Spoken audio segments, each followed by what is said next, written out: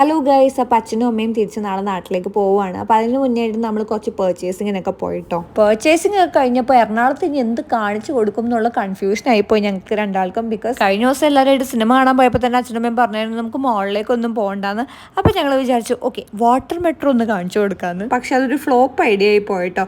കുറച്ച് ഇരുന്നപ്പോൾ തന്നെ അച്ഛനമ്മയ്ക്കും ബോറടിക്കാൻ പോയി. അച്ഛൻ്റെ മാസ് ഡയലോഗായിരുന്നു ഇതിനേക്കാൾ ഭേദം പറശ്ശിനിക്കടവിൽ പോയി ബോട്ടിംഗ് സർവീസിന് പോകണതാണല്ലോ എന്ന്. പക്ഷെ നമ്മൾ ട്രാവൽ ചെയ്ത അരമണിക്കൂറിൽ നമുക്ക് നല്ല രീതിയിൽ പേഴ്സണൽ ടൈം കിട്ടിയിട്ടോ സംസാരിക്കാനൊക്കെ ആയിട്ട്. ദെൻ ഫുഡൊക്കെ കഴിച്ചിട്ടാണ് നമ്മൾ തിരിച്ച് വീട്ടിൽ പോയത്. ദെൻ പിറ്റേന്ന് രാവിലെ തന്നെയായിരുന്നു അച്ഛനും അമ്മയുടെയും ട്രെയിന്. അപ്പൊ കഴിച്ച് ഇതാണ് കേട്ടോ നമ്മൾ അമ്മയ്ക്ക് വാങ്ങിച്ചു കൊടുത്ത പുതിയ 2 ബാഗുകൾ. സത്യം പറഞ്ഞാൽ 2 ദിവസം പോയത് പോലും അറിഞ്ഞില്ല. അച്ഛനും അമ്മയും ശരിക്കും ഇന്നലെ വന്നതുപോലെ ഫീൽ ചെയ്യുന്നത്. അപ്പൊ ആ വന്ന വീഡിയോ കണ്ടപ്പോൾ കുറച്ച് പേര് കമന്റ് ചെയ്തിട്ടുണ്ടായിരുന്നു നിങ്ങൾ നന്നായിട്ടാണല്ലോ നടക്കുന്നത്, എന്തുകൊണ്ട് അച്ഛനും അമ്മേനെ അങ്ങനെ നോക്കാത്തതെന്നൊക്കെ.